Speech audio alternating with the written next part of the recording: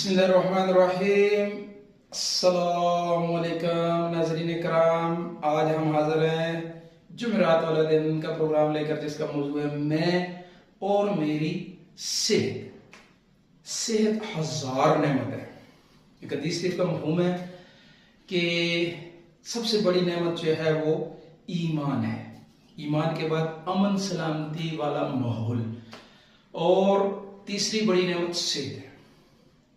सेहतमंद आदमी जो है अल्लाह के नज़दीक कमज़ोर मुसलमान से ज़्यादा पसंदीदा है कि वो जिहाद में, वो दीन की कामों में मेहनत कर सकता है।